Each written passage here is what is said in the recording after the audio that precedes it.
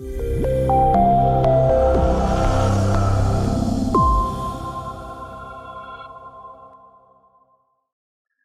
and welcome to Healthy Seminars. This is a lecture by Debra and our topic is Postpartum Acupuncture, Urinary Incontinence. Now, I'm your host, your moderator, Lauren Brown. I'm a doctor of traditional Chinese medicine. My practice is located in Vancouver, British Columbia, Canada. It's called AcuBalance Wellness Center, or acubalance.ca on the web. And I'm also your moderator and founder for Healthy Seminars, where we offer resources on acupuncture, Chinese medicine, functional medicine, naturopathy, nutrition, mind, body. This is a free lecture today by Debra Betts. And then we also have continuing education approved courses. So you can check for your regulatory body if our courses are approved for them. And that's where you go deeper into the topics.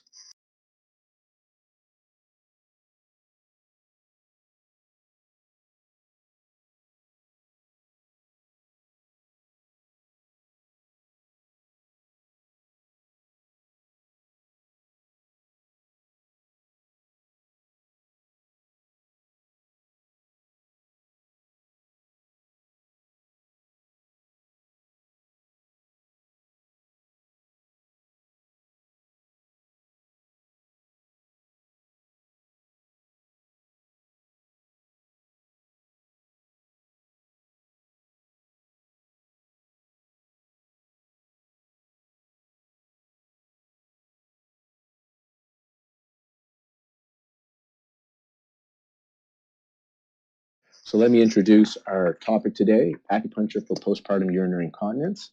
While traditional Chinese medicine emphasizes the importance of preventative care following childbirth, many women only seek treatment if problems arise. Urinary incontinence is a common complication following childbirth. It is estimated to affect 1/3 of women and can occur after an uneventful pregnancy and delivery. This can be bladder leakage under stress, such as coughing or exercise, or urge-related, where there is a sudden urge to urinate and leakage before the woman can reach a toilet. Although women are frequently reassured this will resolve within a year of delivery, 1/3 to 1/2 of the women with postpartum incontinence report some degree of bladder leakage 5 years later, with up to 20% reporting this as socially bothersome. This 1-hour lecture by Debra Betts will use case history and the latest research to outline the potential for promoting acupuncture as a relevant treatment for postpartum urinary stress and urge incontinence. If promoted properly, it is likely that women would actively seek out treatment for this common complication, allowing practitioners to offer additional treatment and advice relevant to improving maternal health in this postpartum period. I'm really glad, Debra, that you put this together because we have lots of material on treating women during pregnancy, and acupuncture, being a non-pharmacological approach, is very attractive for women in pregnancy. But so many women, as you mentioned here, in the postpartum are kind of just left to their own. They're no longer pregnant. They don't get the treatment they need, not just for urinary incontinence, but for other postpartum issues. So it's really great that you put this together. Now, for those of you that don't know Debra Betts, she graduated from the London College of Acupuncture in 1989. With a practice based in women's health, she commenced acupuncture courses for midwives back in 1997. This led to the publication on the use of acupuncture and acupressure in obstetric practice, including the textbook, The Essential Guide to Acupuncture in Pregnancy and Childbirth in 2006, which has been translated into German and French. If you don't have this book, I highly recommend you get it. It's a beautiful black book. And again, that title is The Essential Guide to Acupuncture in Pregnancy and Childbirth by Debra Betts. Debra completed her PhD on the use of acupuncture in threatened miscarriage in 2014 through the University of Western Sydney. She's also a clinician supervisor at a hospital acupuncture clinic in New Zealand and lectures internationally. She comes to the Integrated Fertility Symposium all over the world. She lectures and online here at Healthy Seminars on the use of acupuncture and obstetric care. She currently resides with her husband and 3 children in Wellington, New Zealand. And Debra is also a nurse, which wasn't mentioned in her bio, but she has a background in nursing. Debra, I think of you as the person that has created awareness about the benefits of acupuncture and how it can be used safely with confidence so practitioners are comfortable and confident to offer this incredible service for women in pregnancy. Because before your book and all the work that you do, your outreach, I think a lot of acupuncturists were misled to fear treating women in pregnancy. And so I have great gratitude for you for giving us the confidence and bringing the material to us to remind us how this is a safe, when practiced safely, it's an effective and safe treatment for women in pregnancy. So without any further ado, I give you Debra back. So thank you for your introduction, Lorne. That's a wonderful introduction, and I would be very happy indeed if that's what did happen, is that practitioners felt very confident to treat a woman in pregnancy and, really promoted their practice to help all these women who we could potentially benefit. So to start this lecture, it is a little bit of a strange title. Urinary incontinence doesn't exactly sound very exciting. So thank you, Lorne, for letting me say I wanted to do this. I think I need to, just before we start, there's a disclaimer that needs to talk about how this isn't offering medical... I'll say that for you, Debra. Right. So just a quick disclaimer here, everybody, is just to remind you this is for educational purposes. So this information is not meant to be advice or treatment. It's meant for continued education. So if you have a health condition, please seek out your healthcare provider. And again, read this disclaimer because this is meant purely for continued education purposes. Right. Go back and look at that. So just to start off a little bit, Lorne gave me a lovely introduction, but I just like to sort of clarify. One is that I started off with a nursing background. So although I do a lot of work with midwives, I'm not a midwife. I started off as a general nurse. We did do some midwifery as part of our training, but a small amount. I qualified from acupuncture in 1994 in the UK. 1999 was when we started offering courses for midwives, and that really came out of their interest in what was happening in the clinic that I was working in, and their desire to be able to do some of the things that they saw happening for women in terms of cervical ripening and preparation for labour. And their enthusiasm to see whether they could offer that to women who couldn't afford to come in for paid treatment. So we started offering a course for them. And really that is what drove me to write the book, is that the midwives were having some really interesting success stories. And really that's where my passion for letting everybody know and saying to people, come and promote this, use this in your practice. If midwives were 6 weekends training, and one of those weekends is an exam weekend, if midwives with 20 points under their belt and a few weekends training can submit case histories that change their midwifery practice because of the positive things that they see, acupuncturists should be out there promoting this as part of our medicine. And that's what drove me really to write the book. And I must, credit Peter Deadman, who was my editor and publisher. So it took several years, and there was a lot of rewriting. So the book that it ended up was, through to the input and the care that other people took in producing that book. 2008 is when we started at the hospital clinic in Wellington here. And that's a free antenatal clinic run through the New Zealand School of Acupuncture and Hutt Hospital. And I will talk a little bit about that.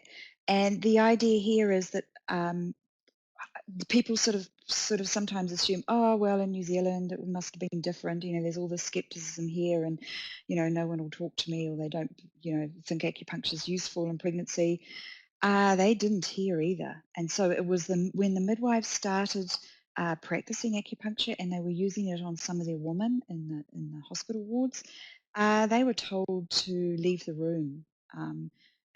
When an anaesthetist walked in and they were trying to do some acupuncture to stimulate a labour and things, they were told to get out, to stop using that witchcraft. And in fact, some of the medical people were very irate and made it an official position of the hospital that anyone working in the hospital as a hospital midwife could not use acupuncture or homeopathy. But it was the acupuncture they were most upset about. But in New Zealand, because the woman can choose to have a midwife-only care, those midwives were able to do it to use acupuncture because that's what the woman wanted. And they just kept on, and they kept on practicing, and they kept on getting unusual results, so that after a while, what happened was the midwives told me that it became sort of, well, you go and try your witchery, and then if that doesn't work, well, then, do the medical interventions. And then it became an unofficial policy that if you were working on the ward and you'd done the acupuncture course, that as long as you had permission of the person in charge of the ward, then you could do acupuncture on the woman. And then one of the hospitals actually bought needles for the midwives so they could use it on the unit. So the hospital actually provides the needles for the midwives who've done the course to use it when they're in the hospital. So that took a while. So I would have liked it to have been a much quicker process. It was nearly 10 years before we, were invited to come in and run a hospital clinic. But that's my message really, is just to keep chipping away, to keep doing what you're good at, to keep engaging in discussions, just to keep opening those pathways, to keep generating referrals, to get the interest in what we do. So 2014, I obtained my PhD, and that really came about from an opportunity to have a scholarship.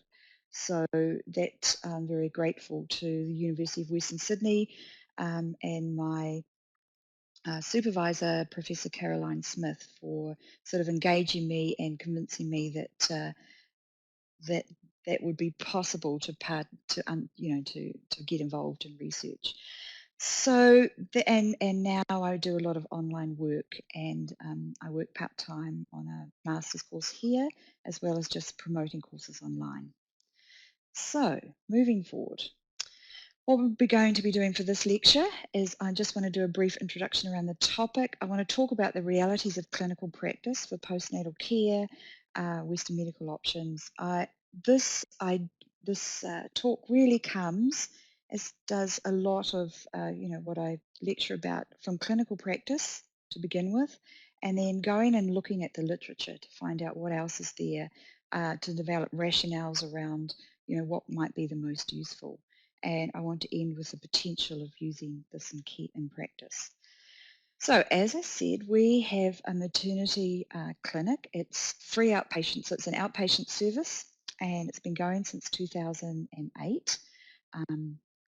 It's only 2 afternoons a week, and that is because it's a fourth-year student clinic. So not only do the midwives, do short courses, but all the fourth-year students at our school here in Wellington come out and they do a rostered experience in the hospital clinic.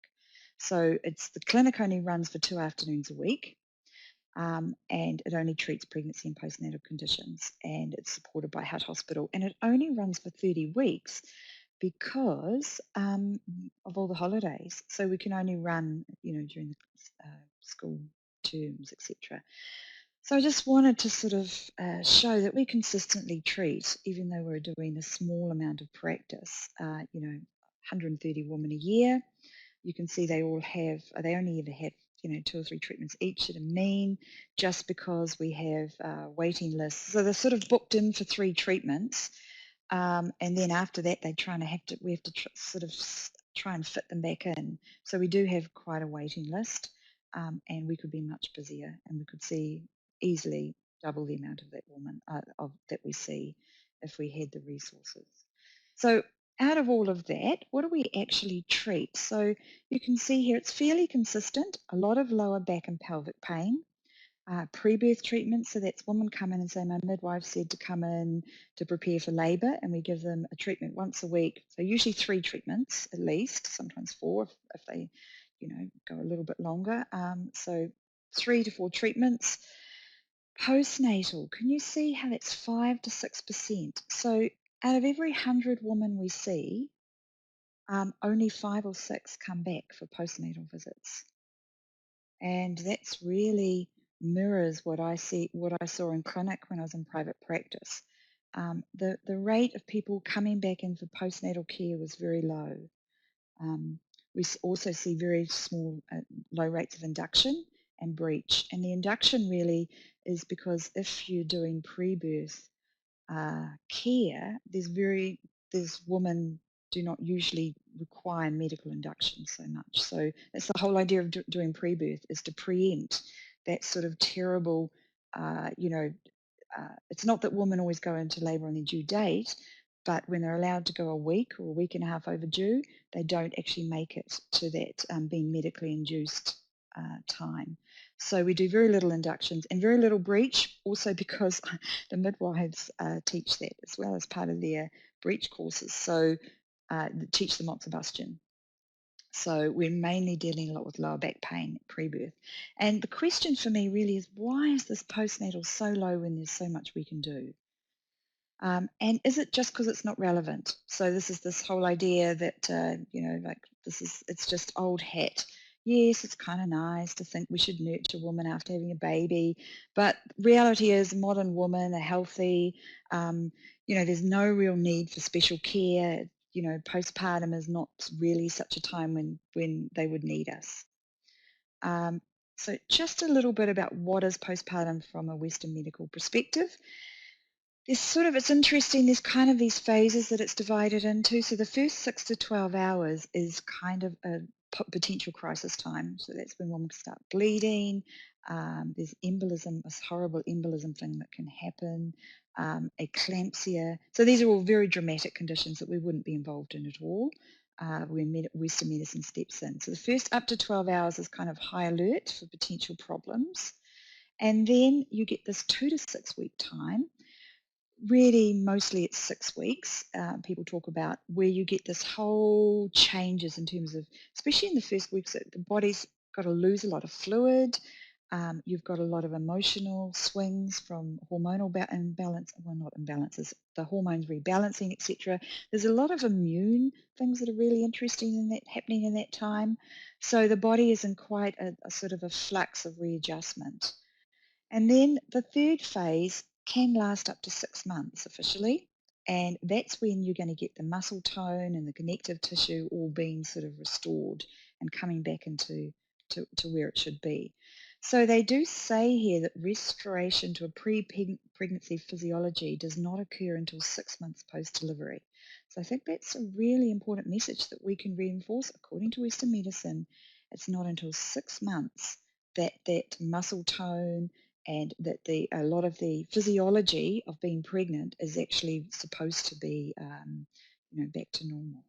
So I don't think that's the message that women get. And the recovery, if you look, online or sort of in social media, the recovery stress seems horrific in terms of getting back to shape. Now, those kind of recovery leggings or underwear garments, they weren't around when I was having my babies. I don't know. I mean, binding has always been there, but to me, binding feels a bit different. I'd be a bit concerned that that's sort of restricting blood flow through the pelvis, because you're cutting, restricting circulation around the upper thighs as well. I don't know, you guys might have more feedback on that. The women at the Hut Clinic, I should say, are usually a population who couldn't afford to have acupuncture, and I don't have any feedback about, about them buying special recovery garments to help with their muscle tone. But to me, it does seem to be quite a pressure that those women, to me, don't look like typical women who've had a baby in postpartum recovery. And I'm a little bit conflicted about this. If in social media there's a lot of showing women's bodies returning to shape, and I think it's fantastic. Like, this is a posting, where it's just showing that it's 1 week to 2 weeks post having a baby, you still, you shouldn't expect an immediate recovery. It is going to take time to get your shape back. And so I think this woman is posting saying, look, this is what the reality was. This is how I looked, and I still looked pregnant 24 hours later. 2 days later, I still looked pregnant, even a week. And I think that's positive. However, they do seem to make sort of fairly miraculous recoveries, and there are a lot of other pictures there where they're looking at their body 2 weeks postpartum and being back to fitting normal clothes. And I don't think that's a realistic expectation, and I'm not sure. For some women that may be, but for the majority, how much of an effort in terms of diet and exercise you need to put into looking like that. The other advice that you find on media, I'm not conflicted about at all. So this is food, and there doesn't seem to be very much awareness of the idea of recovery postpartum in terms of food. So it's either all this kind of really super healthy raw food, or this, this postpartum recovery kit. I mean, we can put together a much better kit for women from a Chinese medicine perspective about what would be really helpful. And this comes from, this is the diet that you would get if you went and paid. So there are hospitals especially in Hong Kong and in other countries, other Eastern countries, where like Korea, where you can actually go and book in for your stay postpartum, the sitting out the month. And this was every day you got a special soup and a special meal that was all tended for your postpartum recovery. So while we might not go to that length for our women in terms of, I've never had much success with people making fancy postpartum soups or buying herbs. And when I tried it, they didn't really taste very good. So I can understand that. But basically, and this is a recipe on my postpartum sheet on the website, congees, really easy to make. Chuck everything in the slow cooker overnight. Whatever fluid, so a grain, so some rice or some barley, 2 to 3 cups of fluid, could be water, milk, stock, any types of milk. You can have rice milks, etc. And even the rice can be any type of rice. So even risotto rice, or it's just really a grain. And then you mix into it. You just put in things that you want to eat. So chicken with bones on it, or pork, ginger, mushrooms, and just let them cook overnight. Or sweet ones with red dates, black dates, cinnamon in it. Actually, the savory ones are really quite good. Now, what I say to women is that don't think of it as a meal. It's pretty bland in a way with some of that stuff in it, but to just have it sitting there during the day, and during the day, just have little cups of it, even like half a little teacup as a snack as they go through the day. So when they've put the baby down, or just when they're feeling really hungry and they haven't got time to make or pull stuff out and get it defrosted and cook it. And it's just such a hectic time, and you're so worried about your baby, and you've got your other children perhaps, and other things you're trying to do, that it's just really useful to have something warm sitting there in the kitchen, and you can just quickly grab a small snack of this, and then at the end of the day, it's only got a bit of rice and what you've had in your cupboards in it. Throw it away, and then make up a new pot the next night. So I think that women quite like that, and that can be quite a useful thing for them to have sitting in the background. In terms of acupuncture, we also have such a lot to offer in terms of the mother warming, which is using Moxa on the Ren channel, post-delivery, over cesarean section scars. Midwife tell me that the woman's, it sort of doubles their recovery time. The scar heals really well.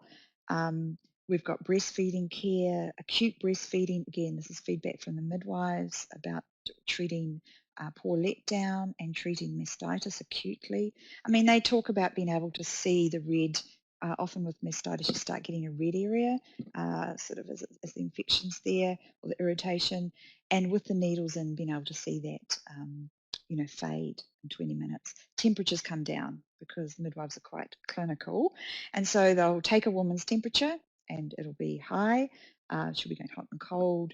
She'll have this red patch. At the end of the treatment, the temperature's reduced. An hour later, it's gone back to normal. I mean, how fantastic is that? We've got pelvic floor issues, which, and this urinary incontinence I want to focus on, obviously emotional issues, and really the fact that we could be in a prime position to offer preventative postnatal care packages, where we say to women, come back to us, have 2 visits or 3 visits, and this is all part of the service we offer. The reality is, what do women think of this? And my impression really is, well, it's something extra. It's something, oh, well, if I had more time, if I had the money, I would come back for this. and it gets swallowed up in their sort of everyday life, and it doesn't get made a priority.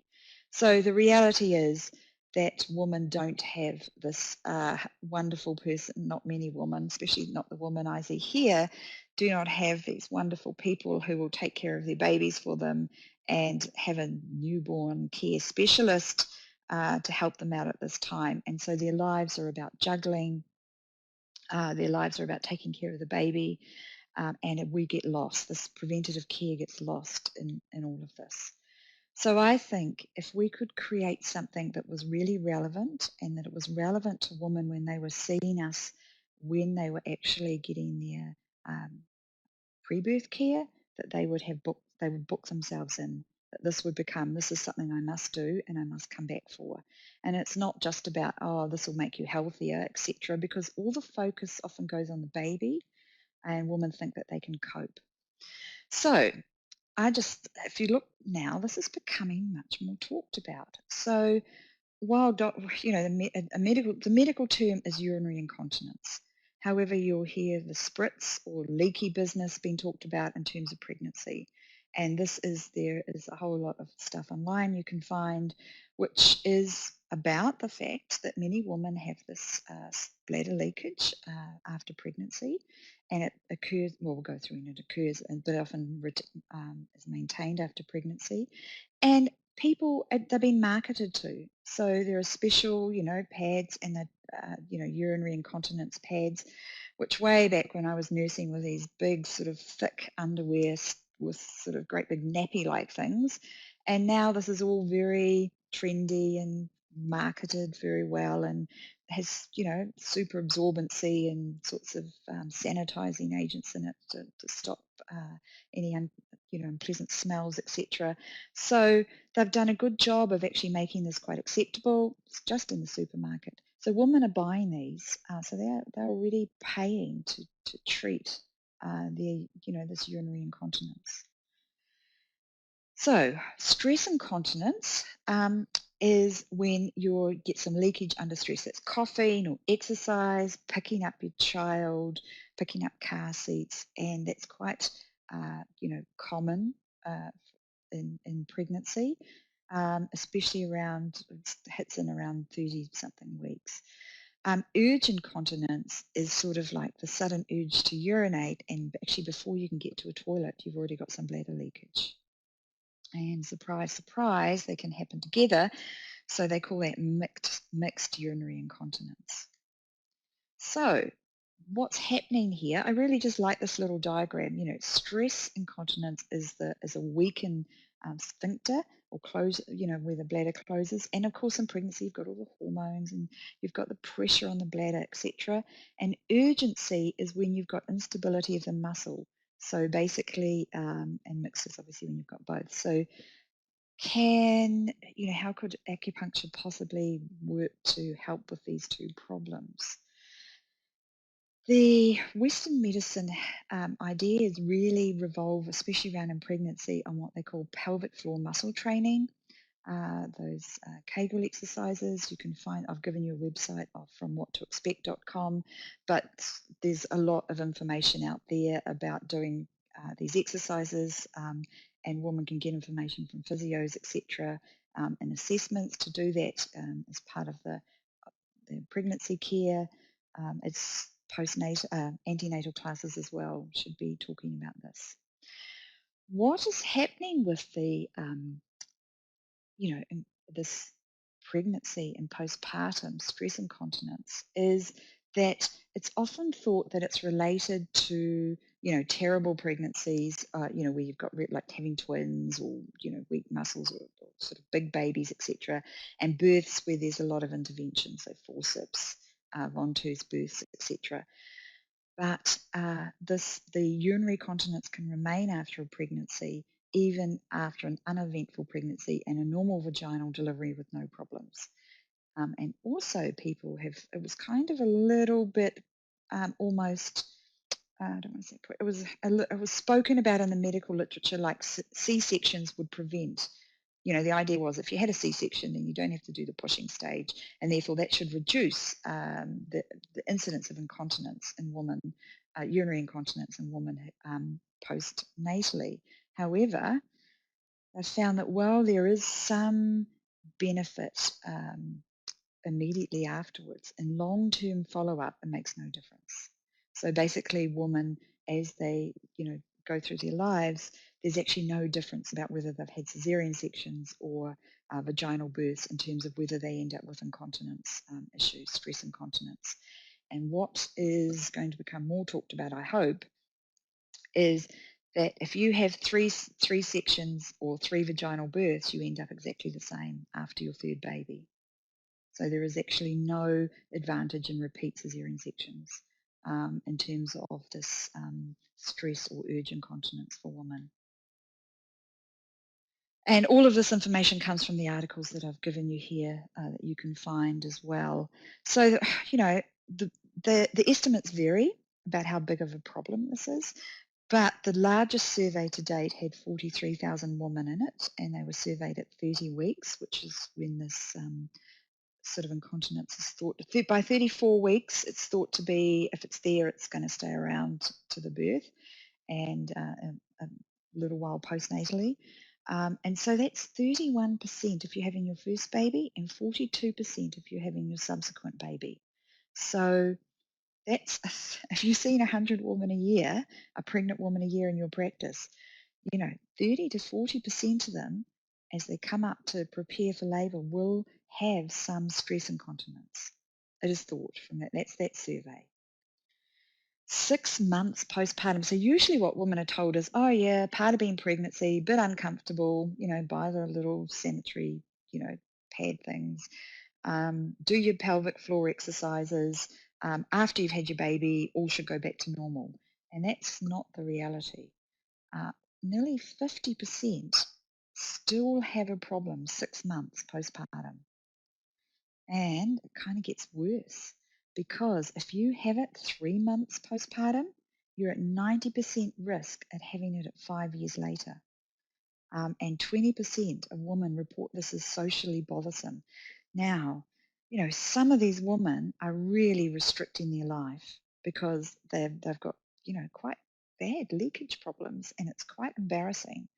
And I just think that's horrific. And I think that people need to be aware that if it continues, there is no easy solution for this from a Western medicine perspective. And it's probably a lot more prevalent than in that survey, because what they've had in some surveys in the US, and this is in pregnancy, 60 to 70% of women say that they have some stress incontinence. And in Australia, it was 64% of women.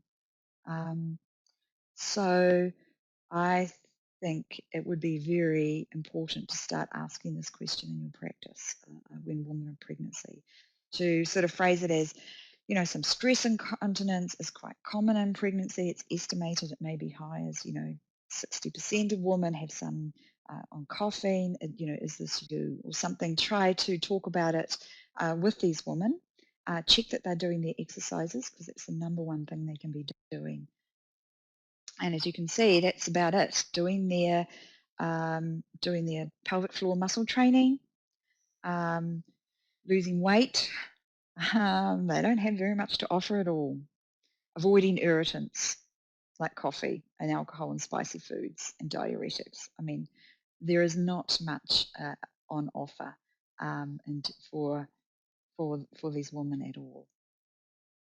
So my interest in this comes from a woman came into my clinic, and here she was. So this was Emma. She was a previous patient, so she'd actually come in during her pregnancy, and she'd come in for the pre-birth. And she walked in 3 weeks postpartum, and she had a really traumatic delivery. So she was trying to have a home birth, and she ended up with emergency transfer to hospital. Her baby was stuck, and she had a really traumatic delivery. The baby nearly died. Baby was okay, but she'd had a 3rd-degree tear, and that is where it's gone right through into the anus. And basically, she had fetal incontinence and urinary incontinence after that baby was born. The fetal incontinence, as you can imagine, is horrific. You're just dribbling feces. and that's because it's torn through to the rectal muscle. Now, by 3 weeks, that had resolved, thank goodness. But the urinary incontinence was there, and it was really, she just said she had no bladder urge. She couldn't tell when her bladder was full, and she couldn't go to the toilet. She just dribbled all the time. And all they had said to her was come back at 6 weeks, which I thought was horrific. So she felt very abandoned because she was having to wear these, quite really high absorbity urinary pads. It wasn't, the urinary incontinence hadn't changed, and it seemed terrific. I was really worried for her because it didn't seem that, that obviously there was some trauma there that might not be easily resolvable. And what she had, because she couldn't urinate off some of these fluids, she was just really swollen. So she had swollen fingers, swollen ankles. She couldn't wear a wedding ring. She was really puffy, and she just had this dribbling urination. So I was pretty sort of like, took a deep breath and said, right, well, let's just see what we can do to because now the joy of the postpartum time is your body is trying to repair itself. So what did I do? Pretty obvious, really. So do 20. So that's kind of needled towards yin tongue. So the idea of trying to lift up the channel. Ren 3. So obviously I don't get to use that in pregnancy, and I certainly don't get to use it like I use it, in other women. So I really like Ren 3 in terms of treating urinary problems in women who aren't pregnant and people with irritable bladders, etc., reoccurring UTIs, going right down as far as you can to you really, to me, you almost want to be sitting over top of the bladder. And I know that people might be worried about hitting the bladder, but look, as a nurse, when I did in pediatrics, we would hold the babies down for sterile UTIs. So if it was suspected that a baby had a urinary tract infection, young babies, so to collect the urine sample, the doctor would just take a syringe and put it in with a needle and put it into the bladder and draw off a bit of syringe. And we wouldn't even put a sticking plaster over that. So, it would self-seal. So I'm not that I'm saying you should go deeply and pierce the bladder, but I'm not concerned. I think if you go down to get good chi on Ren 3, when you get that nice achy, nummy sensation, you're in the right spot. And I want to go down to get that. And stomach 13, so that's the same uplifting that I do for the whole vulval varices and varicose veins and hemorrhoids. And that's stomach 13 with a half sym needle towards the tip of the clavicle, and it's subcut. So you're lifting up. It's a kind of a lifting up. It comes from a lecture from Pico where she was talking about using it on men who have apple-barreled tummies and pull their belts in tight and wear too small underwear because they don't want to buy extra large, and that they restrict their pelvises. So this is a way of freeing up the pelvis and uplifting. So I thought that this is obviously what needs to happen as well. And then this is my thing for edema, a moxa stick on spleen 9 and stomach 36 every day. So 5 minutes of moxa each point. I just mark them on with pen, and then she holds the moxa stick over her legs. So it's a 20-minute treatment until it becomes lovely and warm and they feel the moxa spreading out from the point. And just, that's what I said, this is to help, the urine, and to me, that's about helping the fluids move out of the body, shunting the fluids back to the kidney so they can be urinated out. And that's, again, in pregnancy is something that I use it for, and it's accumulative. So it happens after 2 or 3 days, the women start to notice that their urination starts to improve. 1 week later, when she walked back in, she's waving. I didn't know what she's doing. She walked into the room. She started waving her hand in my face. She said, look, I can wear my rings.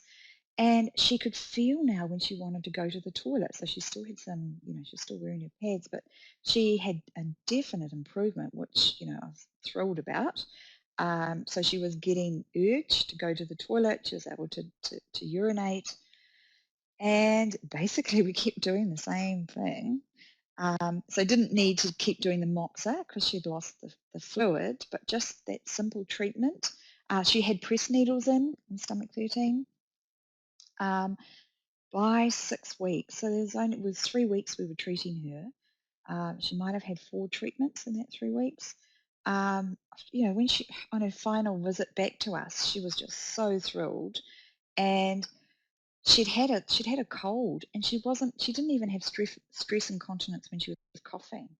So I would have put good money on the fact that she would have been left with some stress incontinence.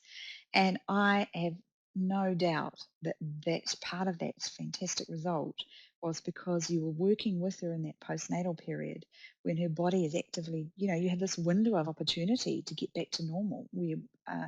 And I have no doubt that if she'd come in at 8 weeks postpartum and she had this permanent urinary incontinence that was still going on and a lot of fluid retention, I really don't think that acupuncture would have got such a positive result. I'm sure we could have got some improvement, but I thought that was a really stunning result. Obviously good news. And I just wanted to put that on follow-up, I saw her, it was actually at a social event, it was actually at my son's graduation, and she was also graduating. So this was one of those situations, where you're around those people and somebody waves to you and calls out your name and you go over and they're just starting to talk to you. Of course, I remembered her, but she was sort of quite, she was just, again, thanking me for all that I'd done and saying she still didn't have any problems.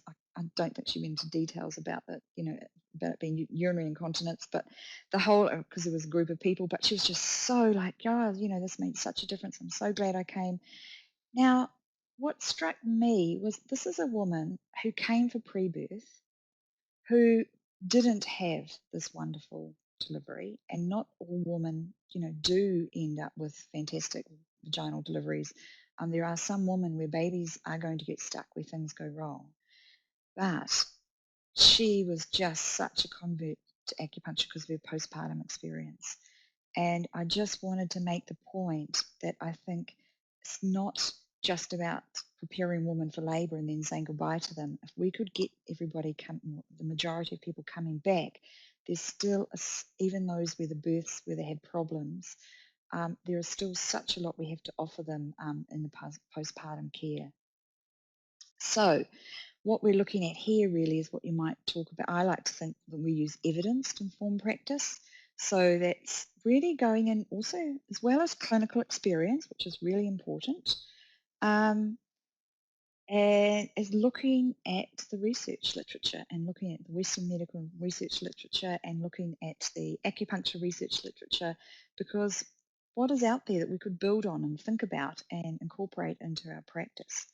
So, and really, when I am old, I'm really old now. So when I started out and midwives were asking me, is acupuncture safe? Can you treat this? I had to go to the library. There was no way you could just go online, or I didn't know how to do it then.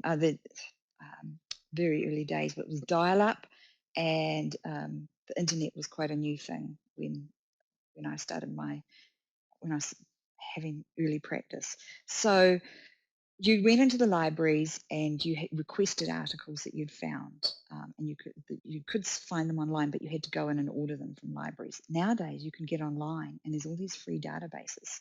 So go and have a look, learn how to do simple searches. You just go into PubMed and type. Did I give you an example here? No, so you just go into you'll see in a moment there's a PubMed one where you can just go into PubMed and find find a whole lot of anything that's there. And then you can follow it up and find the actual article. So I just want to say that Western medical people are aware of us treating incontinence. So if you really need to be promoting this as part of your practice, this is urinary incontinence in older women, because this is the British Medical Journal, and this is 2017, and they're talking about, you look at this, treating women with urinary incontinence with electroacupuncture, reduced urine leakage after 6 weeks. A randomized trial has shown. Previous studies have shown that it might be beneficial, but the evidence from the small trials were poorly designed. This new study, so what they say is, this is a maybe, and I think to appear as a news report in the British Medical Journal is really powerful.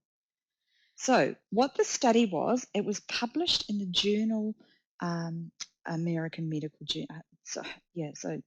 in the American Journal for Medical Acupuncture. So that's really important because it's like the BMJ. It's got a really high rating. So this is a really quality journal that all the doctors are supposed to be reading. And what they did was they had, and you should certainly, reference this, be referencing this study, because it automatically, if it's published in this journal or the British Medical Journal, you've got quality assurance.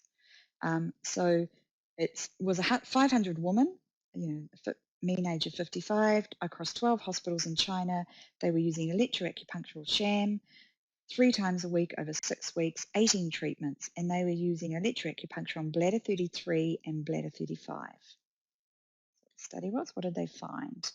They found that they got a reduction in urine leakage per hour that was greater than those who had the sham acupuncture, so acupuncture where they had to,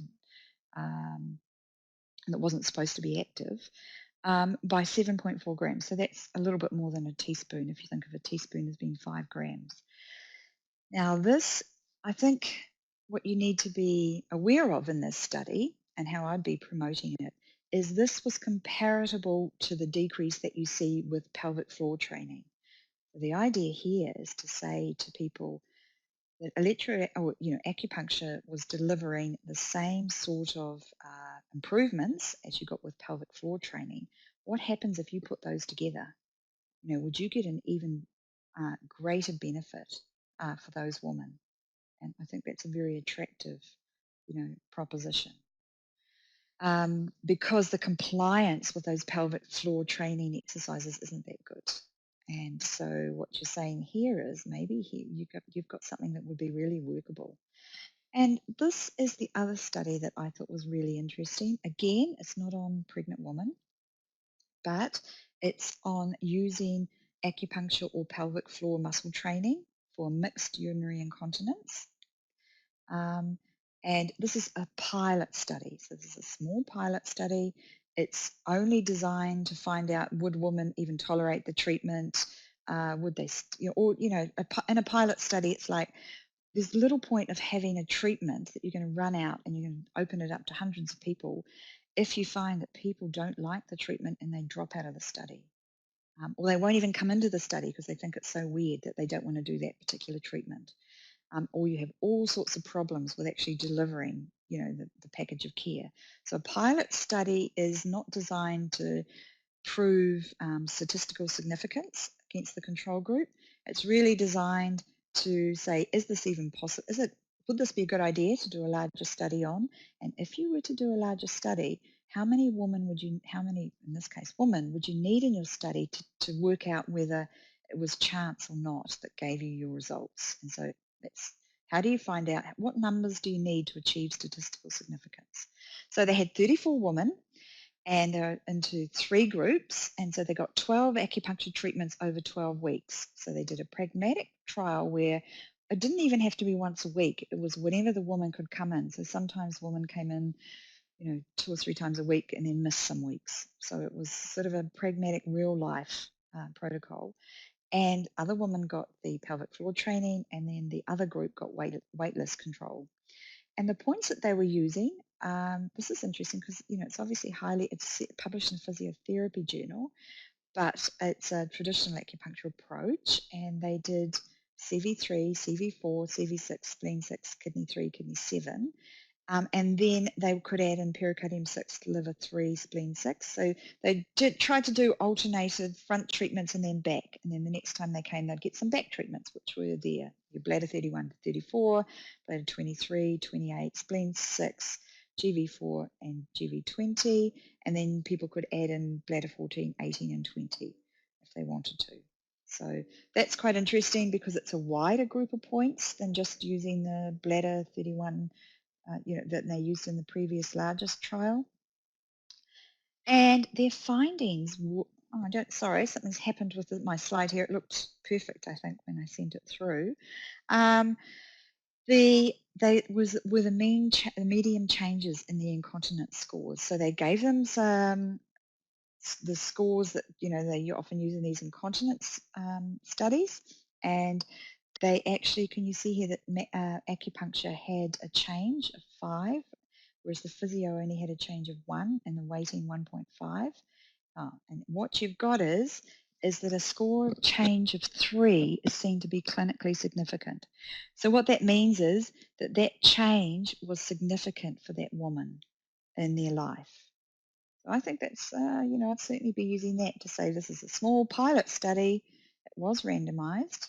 It's important because it shows that you didn't just have the woman coming in to say, oh, yes, I'll have acupuncture, who were the kind of women who were also going off to do Pilates and doing pelvic floor exercises. So that you've got mixed groups of women here.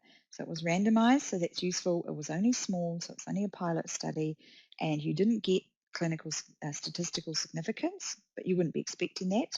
But what you did get was a mean change in the incontinence scores that was clinically significant. So that's a little graph there. What I put this in here is because there's only such a small number of women. See these, what they call these little whiskers. Some of the results were up here and some of them were down here. So you can see it's tighter here. This is the acupuncture group. Some of the results were down here, some were up there. So basically what you can see here is that in a larger trial, you're going to get rid of this large variation, and that's what you need it for. So it doesn't say much, except that it's interesting. That's all you can say about it. Isn't this interesting that this happened? And is it likely that that might be reproducible? So but what they concluded was that women were willing to participate. They would need 129 women, so they want about 40 women in each arm to actually look at statistical significance. They had no major adverse events, which is something, again, you need to drive home.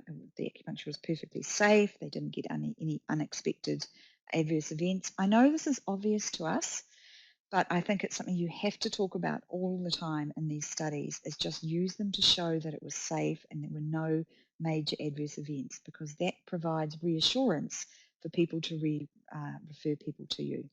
And they said that there is a need for a full-scale trial.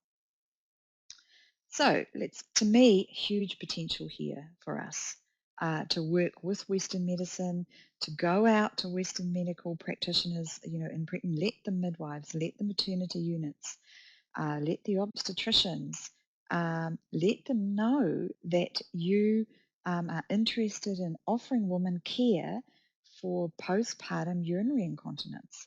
They know this stuff. They know that while they're telling women, yes, well, 50% will resolve, that the people who don't resolve are likely, they've got 90% chance of having it in 5 years. So I wouldn't necessarily be scaring women with that, but I would be saying that it's really common, that it's very difficult if it isn't resolved in that 6 weeks postpartum, that it doesn't resolve for all women, and it can then become an issue to get them to come in. So, in summary, it's a common problem in pregnancy. At 36 weeks, it's 30 to 40% of the women that you're seeing will have some stress incontinence. It's possibly higher. I think it'll be interesting to track how many women you actually are. If you open up a conversation about this, we'll find that they are experiencing this. That it occurs in uneventful pregnancies and births. So it's not only for people who have, like my case history, who have got trauma. It doesn't resolve spontaneously for approximately 50% of women. I'll definitely be saying that to people, that although it's commonly thought that the research literature shows that for close to 50% of women, some stress incontinence remains, and we know that it's this could be a long-term problem. So, using acupuncture, we can build on that. We can say there is some research to show that acupuncture was useful for treating stress and mixed urinary incontinence in women who were in their 50s, and that it was comparable to doing that in one study it was more useful than the physiotherapy exercises, and in another study it was just as useful.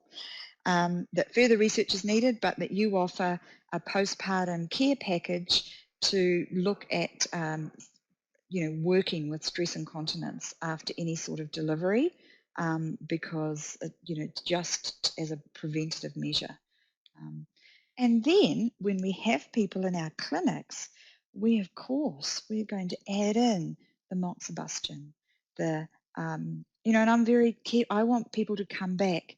It's not a failure to have a C-section. If something, doesn't go according to plan. Thank goodness Western medicine is there to provide that emergency care. So I want women to come back for C-section recovery. We've got all sorts of things with breastfeeding care that really needs to be looking at in terms of, we're not going to be telling, they need warm foods, they need rest, all of that sort of positive reinforcements that it's going to take 6 months to get back, to normal, not to push themselves. We've got all sorts of really a different message from what they may be getting from everybody else, which is kind of, wow, this is great that you're doing this and you're up and about. And we're saying, oh, look, think about the rest, think about this, give yourself more time. Early issues, getting breastfeeding early, not waiting till it becomes full-blown mastitis, and emotional things. We're very good at this. Picking up women who say all the right words, but then there's something happening there, and that we need to kind of look at probing further. So they say the right things. Oh, yes, my baby's lovely or something, but there's a look, or, and you think, oh, this woman's really struggling. Or they make a funny joke and you think, right, it's to me, I mean, people have their own ways of dealing with this, and as a practitioner, you'll have your own approach.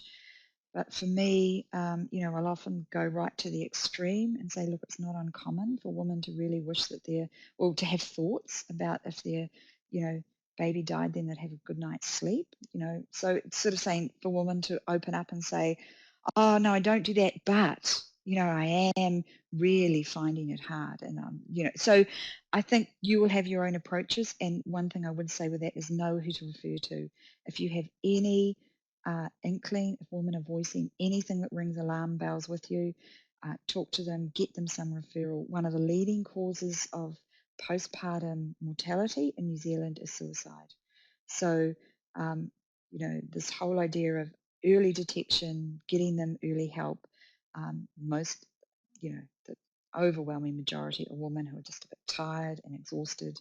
And we get to offer them some advice and some support and some sort of treatment to help with whatever emotional things might be happening, help them to sleep a bit better, etc. If that's possible, if the baby's sleeping. But the woman I get concerned about is where the baby's sleeping, but they're not. They're up doing the housework till 2 in the morning. That's kind of an alarm bell. So bringing women back for all of this preventative postnatal care, and I think this is a way in to make women feel that we've actually got something very real to offer them. So the way forward to me about bringing people back in for postnatal care that's relevant to them is to promote the potential to use acupuncture for postpartum urinary stress incontinence. As I said, we don't see as many women as I'd like to postpartum in the hospital clinic, but I think on that case history plus the research literature saying that acupuncture can be useful for urinary incontinence, and it makes sense from a physiological point of view that we can help restore that the function of the bladder. I think it's a really possible mechanism to promote. So it would be great to share your stories, publish some case histories on this, really talk about it with others about doing this. Thank you again, Debra. Thank you guys for tuning in to learn. I always say if you invest in yourself, then others will invest in you for their healthcare needs. Thank you, Debra. Thanks, Lorne.